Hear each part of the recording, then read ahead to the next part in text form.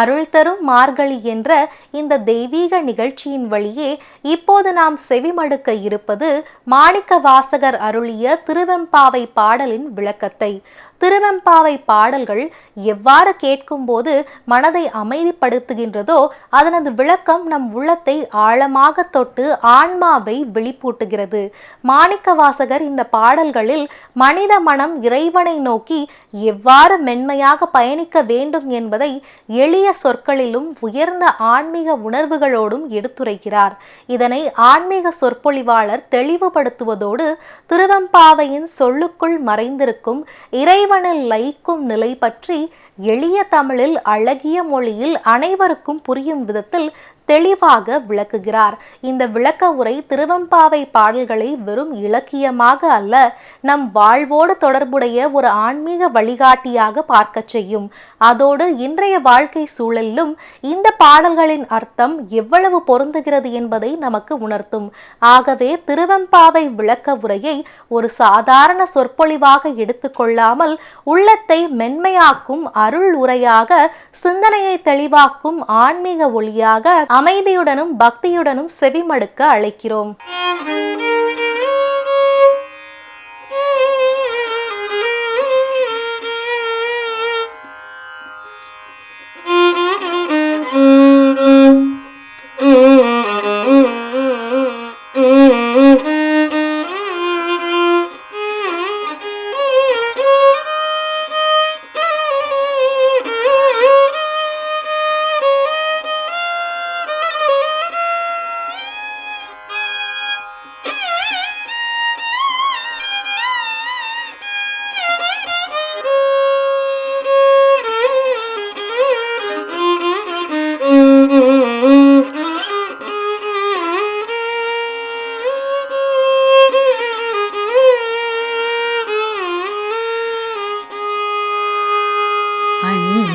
அண்ணாமலையான் அடிக்கமலம் சென்றிரஞ்சும் விண்ணோ முடியின் மணி தொகை விரற்றார் போல். அண்ணாமலையான் அடிக்கமலம் சென்றிரஞ்சும் விண்ணோ முடியின் மணி தொகை விரற்றார் போல். கண்ணார் இரவி கதிர் வந்து கார்கரப்ப தன்னார் ஒளி மழுங்கி தாரகைகள் தாமகள. கண்ணாயிரவி கதிர் வந்து கார்கரப்ப தன்னார் ஒளி மழுங்கி தாரகைகள் தாமகள. பெண்ணாகியானாய் அலியாய் பேரங்கொழி சேர் நாகி மண்ணாகி இத்தனையும் வேறாகி. பெண்ணாகியான அலியாய் பிறங்கொழி சேர் விண்ணாகி மண்ணாகி இத்தனையும் வேறாகி. கண்ணாராமுதமாய் நின்றான் கழல் பாடி பெண்ணே பூம்புணல் பாய் தாடலோரெம் பாவாய். கண்ணாராமுதமாய் நின்றான் கழல் பாடி பெண்ணே பூம்புணல் பாய் தாடலோரெம்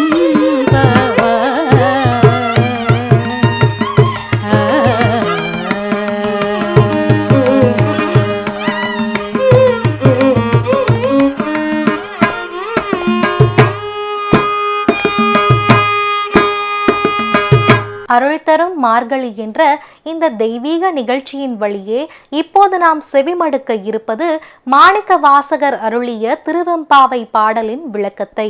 திருவெம்பாவை பாடல்கள் எவ்வாறு கேட்கும்போது மனதை அமைதிப்படுத்துகின்றதோ அதனது விளக்கம் நம் உள்ளத்தை ஆழமாக தொட்டு ஆன்மாவை விழிப்பூட்டுகிறது.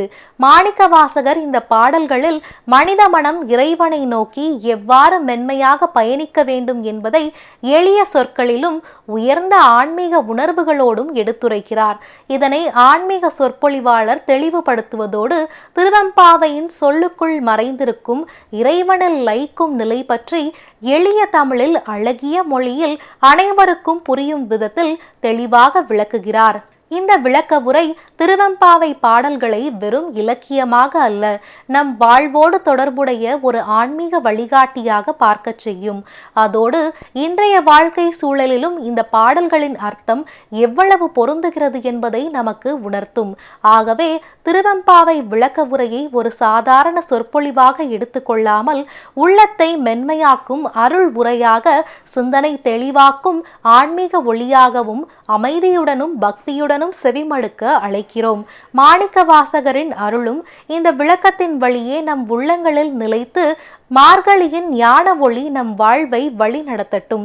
வாருங்கள், நம் வாழ்வில் ஒளியேற்றும் அவ்வுரையினை கேட்டு வரலாம். மாட்சிமை மிக்க மக்கள் தொலைக்காட்சி நிறுவனத்தார்க்கும் மக்கள் தொலைக்காட்சி நேயர்களுக்கும் இடையனுடைய அன்பு கலந்த வணக்கத்தை இந்த இனிய நேரத்திலே தெரிவித்துக் கொள்கிறேன்.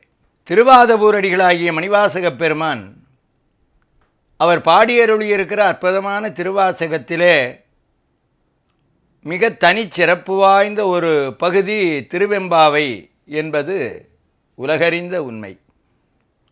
இந்த அற்புதமான பாடலிலே இன்றைய நாள் நாம் சிந்தனைக்கு எடுத்துக்கொள்கிற பாடல் அண்ணாமலையான் அடிக்கமலம் சென்றிறைஞ்சும் விண்ணோர் முடியின் மணித்தொகை வீர் அற்றாற்போல் கண்ணார் இரவி கதிர்வந்து கார்கரப்ப தன்னார் ஒளிமலிங்கி தாரகைகள் தாமகல பெண்ணாகி ஆணாகி அலியாய்ப் பிறங்கொழி சேர் விண்ணாகி மண்ணாகி இத்தனையும் வேறாகி கண்ணார் அமுதமுமாய் நின்றான் கடல்பாடி பெண்ணே இப்பூம்புனல் பாய்ந்து ஆடேலோர் எம்பாவாய் என்பது இந்த 17வது பாடல். நினைக்க முக்தி தருகிற தலம் என்று சொன்னால் அது திரு அண்ணாமலை.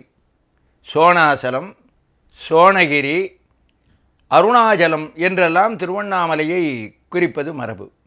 அத்தகைய திரு அண்ணாமலைக்கு எழுந்தருளி அருளி செய்தார் இந்த திருவெம்பாவையை என்பது நம்முடைய பெரியவர்களுடைய கருத்து. மணிவாசக பெருமான் அப்படி எழுந்தருளி இருந்த காலத்திலே அவர்கள் கிரிவலப்பாதையிலே பார்க்கின்ற பொழுது அடி அண்ணாமலை என்று இப்பொழுது குறிப்பிடுவார்கள். ஆனால் அது அணி அண்ணாமலை என்பது நம்முடைய சைவ திருமுறைகளிலே போற்றப்பெறுகிற திருநாமம். அந்த பகுதியிலே மணிவாசகப் பெருமானுக்கும் ஒரு அற்புதமான ஆலயமும் அமைந்திருக்கிறது. மணிவாசகப் பெருமான் விண்ணாளும் தேவர்க்கு மேலாய வேதியனை மண்ணாளும் மன்னவர்க்கு மாண்பாகி நின்றானை தன்னார் தமிழழிக்கும் தன்பாண்டி நாட்டானை என்கிற அந்த அற்புதமான பாடலிலே அண்ணாமலையானை பாடுதுங்கான் அம்மானாய் என்று அண்ணாமலையை போற்றி பரவுவார். அண்ணாமலையம் அண்ணா போற்றி கண்ணார் அமுதக் கடலே போற்றி என்று துதித்து பாடி பரவுகிற அந்த அண்ணாமலையானுடைய அடிக்கமலம், அவனுடைய திருவடிகள் இருக்கிறதே, அந்த திருவடிகளிலே வீழ்ந்து வணங்கி பெருமானுடைய கருணையை வேண்டி பரவுகிறார்களாம் தேவர்களெல்லாம். அப்படி அவர்கள் வீழ்ந்து வணங்குகிற பொழுது மணிமுடிகளிலே இருக்கிற நவமணிகள், மாணிக்கம் முதலான மணிகளெல்லாம் சிந்தி சிதற அவையெல்லாம் ஒளி குன்றி கிடக்குமே ஒளிய அவை ஒளியுடையனவா என்றால் இல்லை. அது எவ்வாறு என்று சொன்னால், வானத்திலே ஏராளமான நட்சத்திர கூட்டங்கள் இருந்தாலும் தாரகை என்றால் நட்சத்திரங்கள் என்று பொருள். அதனால் எப்படி ஒரு கதிரவனாகிய சூரியனுடைய ஒளிக்கு முன்பு அவையெல்லாம் பொலிவிழந்து போகுமோ, அதுபோல பெருமானுடைய திருவடி கமலங்களின் முன்னாலே அந்த மணிகளெல்லாம் ஒளி குன்றியனவாக இருக்கின்றன என்கிற குறிப்பு தோன்றத்தான் விண்ணோர் முடியின் மணித்தொகை வீறு அற்றாற்போல் கண்ணார் இரவி, இரவின சூரியன், கதிர்வந்து கார்கரப்ப என்று அருளி செய்கிறார். பெருமான் எப்படியெல்லாம் இருக்கிறான் தெரியுமா? அவன் பெண்ணாகவும் இருப்பான், ஆணாகவும் இருப்பான், இரண்டும் அல்லாத நிலையிலே இருக்கிற, அதாவது அலி என்று சொல்கிறார்களே அப்படிப்பட்ட நிலையிலேயும் இருப்பான். அதனால் பெண்ணாகி ஆணாகி அலியாய். அதனால் அவனுக்கு ஓர் நாமம் ஓர் உருவம் ஒன்றும் இல்லை, 1000 திருநாமம் பாடி தெள்ளியனம் கொட்டாமை என்று சொன்னது போல நமக்கு அருள்வாளிப்பதற்காக அவன் யார் ஒருவர் உள்குவார் உள்ளத்துள்ளே அவ்வுருவாய் நிற்கின்ற அருளும் தோன்றும் என்று வருகிற நிலையிலே தான் பல்வேறு திருவியினை தரித்து கொண்டு எழுந்தருள்வான். அப்படி வருகிற பொழுது ஆணாகவும் பெண்ணாகவும் அலியாகவும் எப்படி வேண்டுமானாலும் அவனுடைய திருவுருத்தன்மை அமையலாம். ஆகையினாலே என்னன்னா, பெருமான் அண்ணாமலையிலே வருகிற பொழுது அர்த்தநாரீஸ்வரர் என்று சொல்லுகிற உமையொரு கூறனாக வருகிற ஜோதி பிழம்பாக நின்று தரிசனம் தந்த பெருமான் அப்படியும் அருள்பாலிக்கிறான் என்பதுதான் இங்கே மணிவாசக பெருமானுடைய கருத்தாக அமையும். ஆகையினாலே பெண்ணாகி ஆணாகி அலியாய் பிறங்கோழி சேர் விண்ணாகி. அதனால் ஆகாயம், அதாவது ஐம்பெரும் பூதங்கள் என்று சொல்லுகிற நிலம், நீர், தீ, காற்று, ஆகாயம், நம்ம பார்க்கிற இந்த ஆகாயம் என்பது பூதாகாசம் என்று சொல்லுவார்கள். அதனால் எல்லாவற்றையும் தன்னுள்ளே அடக்கி கொண்டு இருக்கிற ஆகாயம் எதுனா அது ஞானாகாசம், பராகாசம், சிதாகாசம், சிற்பர வியோமம் என்று சொல்லுவது நம்முடைய மரபு. அந்த வகையிலே விண்ணாகி மண்ணாகி இத்தனையும் வேறாகி, அவன் ஒன்றாய் உடனாய் வேறாய் என்று நம்முடைய சைவ சித்தாந்தத்திலே சொல்லுகிற மரபின்படி அவன் எல்லாவற்றிலும் கலந்து இருப்பான், கடந்தும் இருப்பான். அதனால் அப்படிப்பட்ட பெரிய பெருமானாக இருக்கிற பெருமான் கண்ணார் அமுதமும், அவன் நம்முடைய கண்களுக்கு அமுதத்தின் மேலான அந்த நலன்களையெல்லாம் அருளி நம்முடைய கண்களிலே நிறைந்து இருக்கக்கூடியவன். அதனால் கண்ணகத்தே நின்று களிதருதேனே என்று நம்முடைய மணிவாசக பெருமானே பாடி பரவுகிறார். அதனால் கண்ணார் அமுதமுமா நின்றான் கடல் பாடி. அப்படிப்பட்ட பெருமானுடைய திருவடியனுடைய பெருமையை பாடி பரவுவது தான் நாம் பெற்ற பெரும்பேறு.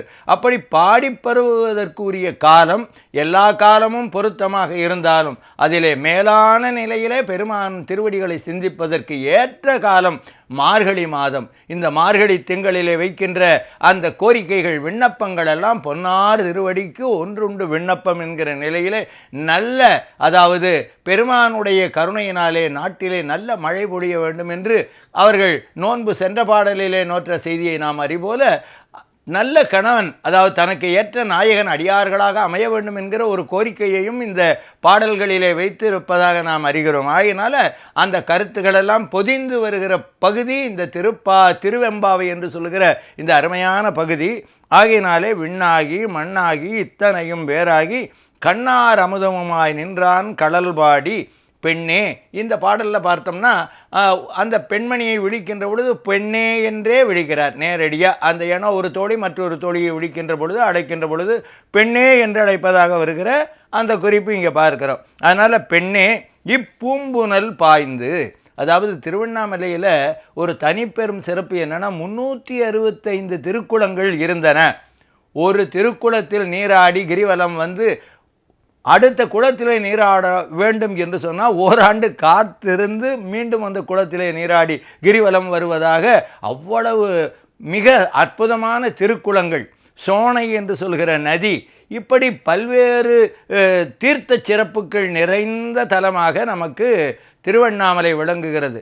அதனால் அந்த அண்ணாமலை பெருமானை நினைக்க முக்தி தருகிற அந்த திருத்தலத்திலே இருக்கிற பொய்களிலே நீராடுகிற குறிப்பைத்தான் இங்கே பெண்ணே இப்பூம்புனல் பாய்ந்து ஆடேலோர் என்பாவாய் என்பதாக இந்த பாடல் அமைகிறது.